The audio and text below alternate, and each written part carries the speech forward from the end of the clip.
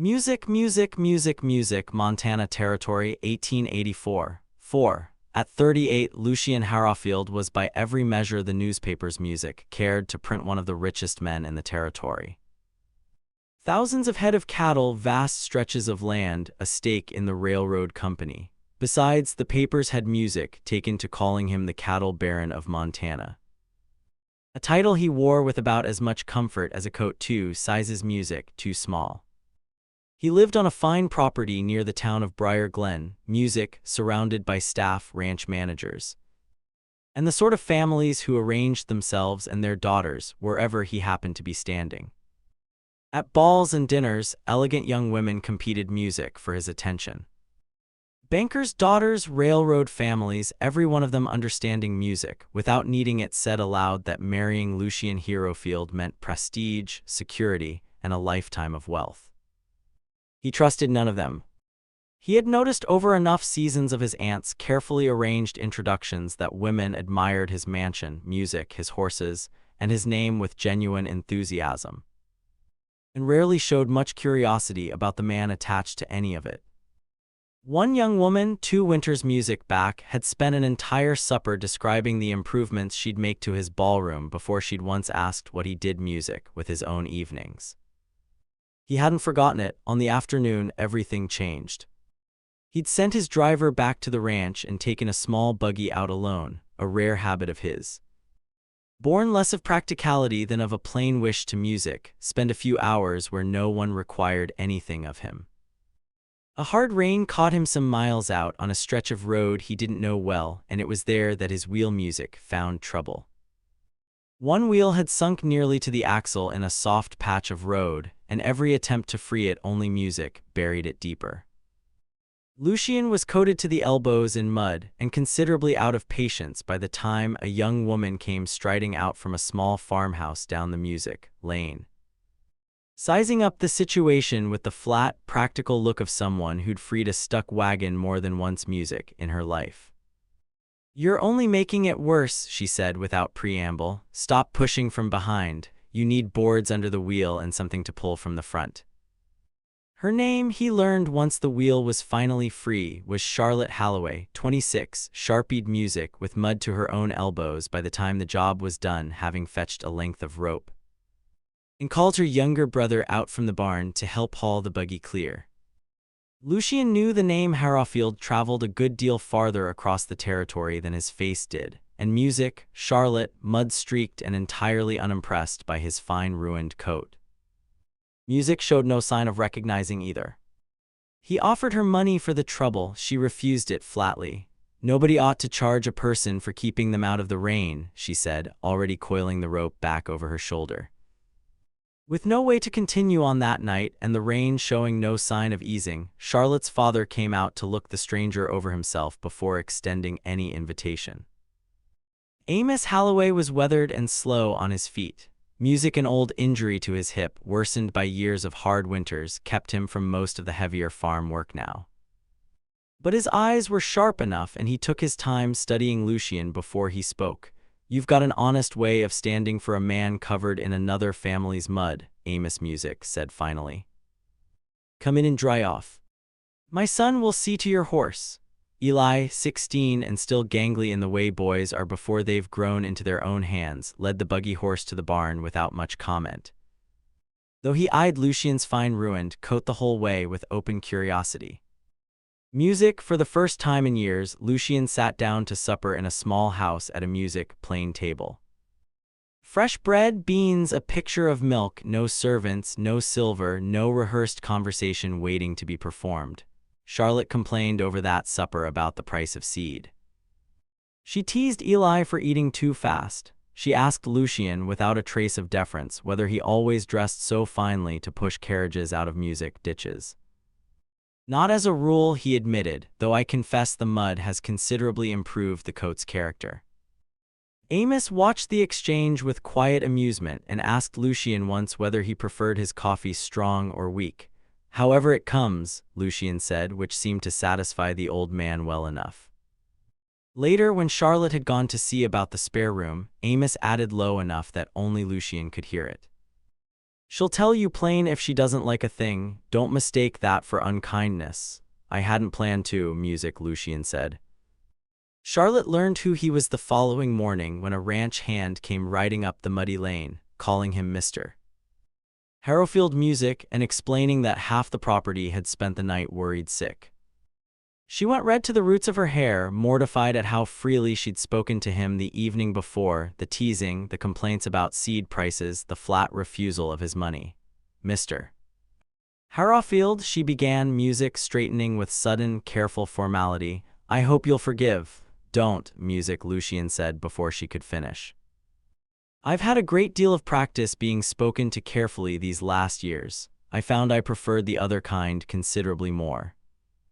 Last night was the first honest supper I've had in longer than I care to admit. Charlotte looked at him a long moment, weighing whether he meant it. All right, she said, music, finally. Though I make no promises about my opinion of your coat, in the days that followed, he found reasons to come back. First, he said he wished to properly thank her family for the hospitality.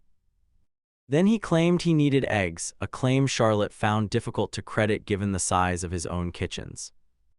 Then he offered to help fix the barn roof, though she privately doubted a man like him had ever held a hammer long enough to know which end did the work. She wasn't wrong. He climbed the ladder in a shirt entirely unsuited to the task, chose the wrong nail twice running, music, and tore the sleeve on a protruding board within the first quarter hour. Charlotte, holding the ladder steady below, didn't bother hiding her laughter. You're gripping it like it insulted your mother, she called up. It very nearly took my thumb, Lucian said, music, examining the offending nail with real suspicion. She climbed up part way to show him properly how to set the nail at an angle, how to let the hammer's weight do the music work instead of his whole arm. And their hands brushed twice in the correcting of it, neither of them remarking on it, both of them, music, noticing. By the time the roof was patched, his palms had earned 2 music, honest blisters and a shallow cut along one knuckle. Charlotte cleaned it at the kitchen table afterward with more care than the small wound strictly required, and music asked not unkindly why a man with 100 hired hands bothered climbing his own ladders at all. I wanted to see if I still could, Lucian said. I've signed a great many papers, music, this year. I couldn't tell you the last time I built anything with my own hands. Well, Charlotte said, tying music off the bandage, you've built half a roof and 1 respectable blister. It's a start. He began riding into town alongside her on market days after that. And it was there, watching music, her work, that he learned something about her he hadn't fully understood from the farm alone. A cloth merchant tried one morning to talk her down 2 cents a yard on her homespun with the easy condescension of a man who assumed a young woman wouldn't know her own prices. Charlotte didn't raise her voice. She simply named the fair price again, explained precisely what the wool and the dye had cost her, and music waited, arms crossed, until the merchant paid it in full. Lucian, standing a few feet off, had to physically stop himself, music, from stepping in. You wanted to say something, Charlotte observed once the merchant had gone. I did, Lucian admitted. I stopped myself. Good, she said. I've been talking my own prices since I was 14. I don't need a rich man's voice added to mine to be believed. It was a small correction, but it stayed with him the whole ride home. The first time in longer than he could remember that someone had wanted his silence rather than his intervention. And the first time he'd understood the difference between helping a person and speaking over them. It was on one of those market days that Lucian first saw what Eli was capable of. A delivery horse spooked badly in the crowded street, rearing hard enough to scatter 2 stalls worth of goods. Music, its owner too far off to reach the reins in time. Eli was there before anyone else, moving slow, talking low, one hand extended without hurry until the animal's ears came forward instead of back. And the whole street let out its breath at once when the horse finally settled under the boy's steady hand. That's a gift, Lucian said, watching. Not every man who works with horses his whole life has hands like that. He's been better with animals than people since he could walk, Charlotte said, pride plain in her voice, even as she pretended to fuss over her scattered basket. He always said he'd wasted on a farm this size. Lucian said nothing further that day, but he filed the observation away carefully. The same way he filed away every piece of information that might someday prove useful to music, someone he'd come to care for. She showed him the creek in June, when the wild flowers along its bank were at their fullest. A stretch of water running clear and cold through a stand of aspen on a piece of his own land he'd never once bothered to visit in all the years he'd owned it. "I come here when I need to imagine a life bigger than the farm," Charlotte admitted, sitting on the bank with her boots off, her feet in the cold water. "Not because I don't love it," because sometimes a person needs somewhere to sit and want things without anyone watching. "I own thousands of acres," Lucian said. "And I couldn't tell you a single place on any of it. I go simply because I like being there." They sat in silence after that, the kind that didn't need filling. And it was there, watching her face turned up toward the light with nothing to gain from him and nothing to prove, that Lucian understood quietly, without ceremony. The way true things tend to arrive, that he had fallen in love with her. He didn't say so, it wasn't yet the moment for saying it, but he rode home that evening slower than usual, turning the knowledge over the whole 6 miles like something fragile. He wasn't yet ready to set down. It was on the porch one warm evening in early July, Amos and Eli long since asleep, that Lucian told her the rest of it, the part underneath the caution. The part the society women of Briar Glen had never once thought to ask about. "My father treated marriage as a business arrangement," he said. "He chose my mother for what her family's name could do for his railroad interests, and told me so plainly more than once, as though it were simply good sense. I watched her grow quieter every year in that big house, surrounded by everything money could buy and precious little she'd actually chosen for herself." He turned his hat over in his hands. "There was a woman some years back who spoke of my ballroom for the better part of an evening before she once asked what I did with my own time. I decided that night I'd rather be alone than spend my life being chosen for what I owned instead of who I was." Charlotte didn't offer comfort he hadn't asked for.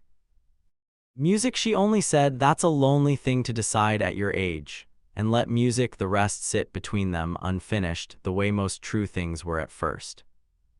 The romance became impossible to mistake during a summer party in Briar Glen.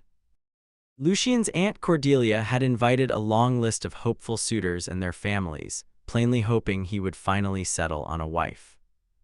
Charlotte, in town selling butter and cloth, ended up helping with the party's preparations in the kitchen.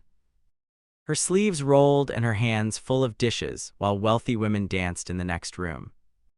Wilfred Way, the banker's daughter everyone expected Lucian to marry, found her way into the kitchen not long after, looking considerably less delighted by the evening than her fine dress suggested. "You're the Halloway girl," Wilfred said without much ceremony. "Everyone's talking about you." "I imagine they are," Charlotte said, not looking up from the tray she was arranging. Wilfred studied her a moment. "For what it's worth," she said, "I don't particularly want to marry him either. My father wants his railroad. His aunt wants my family's name attached to this house. It appears you and I are the two least consulted people in whatever is being arranged for us." She said it without malice, almost with relief, and left Charlotte considerably more curious about her than she'd expected to be. Lucian found Charlotte there shortly after. "Why aren't you inside, he asked. "Dresses like mine don't belong in there," Charlotte said. "The problem isn't the dress," Lucian said. "It's the people who haven't yet learned how to see who's wearing it." He asked her to dance. She hesitated, knowing every eye in the room would find them the moment they crossed the threshold. She accepted anyway. When they walked into the ballroom together, the conversation thinned to almost nothing. The hopeful young women eyed Charlotte's work-marked hands with open disdain. Aunt Cordelia started forward to intervene, but Lucian led Charlotte straight to the center of the floor before she could reach them. "Do you intend to scandalize the entire town?" Charlotte asked low as they began to move together. "I've spent years letting this town decide who ought to stand beside me," Lucian said. "Tonight that's finished." The trouble arrived that September, earlier in the season than anyone expected. A hard frost swept through overnight, and music destroyed a good portion of the Halloway cornfield. The stalks blackened by morning, weeks of work lost in a single cold night. It was in the difficult days that followed that Amos finally admitted heavily music, what he'd been carrying alone. "There's an old debt against this land," he told Charlotte and Eli, both unable quite to meet their eyes, "taking out the year your mother passed to see us through the worst of it. I've been paying it down slow, telling myself I'd have it settled before either of you needed to know the weight of it." The bank's grown impatient. "With the corn gone, I don't know how we'll meet the notes." Charlotte sat with that a long moment, understanding all at once the years her father had spent quietly worried. While she'd assumed the farm's troubles began and ended with weather. Lucian offered to pay the debt outright the moment he learned of it. Charlotte refused immediately. "I won't have anyone believe I came near you to save this farm," she said. "And I won't start whatever this is between us, already owing you my own front door." Lucian was stung by the refusal at first, music, but working alongside her family through those hard days that followed, hauling what could be salvaged from the ruined field. Music, mending fence in the cold, saying little because there was little use in saying much. He watched her carry the weight of music, the crisis, without once asking anyone to carry it for her. And understood music, plainly, that her independence was exactly the thing he'd fallen in love with at the Music Creek in June. It was watching him work beside her family, sleeves music, rolled, without once trying to command the situation or buy his way clear of the discomfort. Music that Charlotte came to her own understanding, quieter than his, arriving somewhere between one cold morning and the next. Music that, whatever this was between them, had become something she wasn't willing to lose. Instead of settling the debt himself, Lucian mentioned only music, once, and without pressing the matter, that the rail crew working a line some 6 mi east had been asking around for a reliable local supplier of butter, eggs, and mended music cloth. Charlotte rode out herself to speak with the crew's foreman, brought samples of her own butter and a length of her finest weave, and negotiated the contract on her own terms.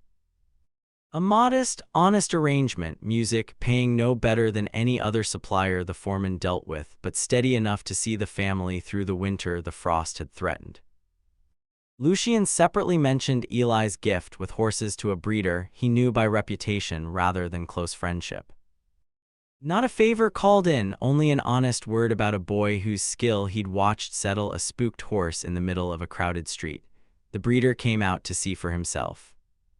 Watched Eli work a nervous colt for the better part of an hour and offered the boy an apprenticeship on the strength of what he'd seen with his own eyes.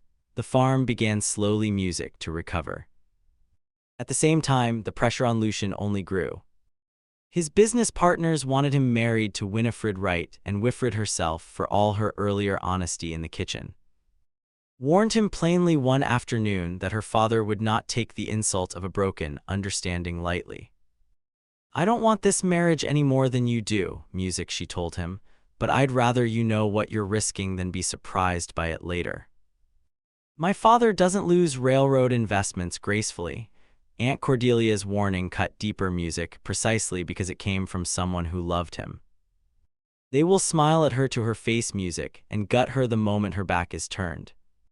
She said, "I watched it happen to a woman I cared for once, Lucian, long before you were old enough to remember her. She didn't survive this town's cruelty with her spirit, music, intact. I won't watch it happen again to a girl who deserves better than what Briar Glen will do to her." Lucian understood, music, hearing it, that his aunt wasn't his enemy in this.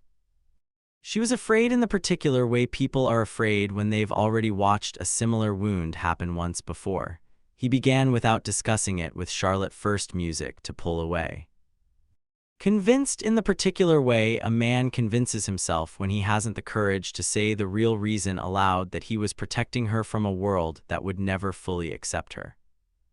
He canceled a visit the following week, citing business in Helena that could easily have waited. He canceled a second the week after with no excuse offered at all.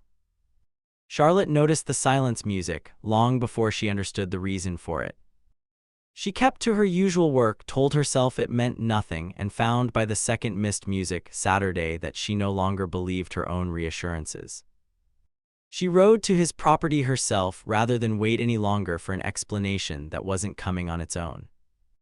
Lucian tried to explain that a life beside him would mean more than luxury, gossip, music, endless obligations, people who would judge her origins at every turn.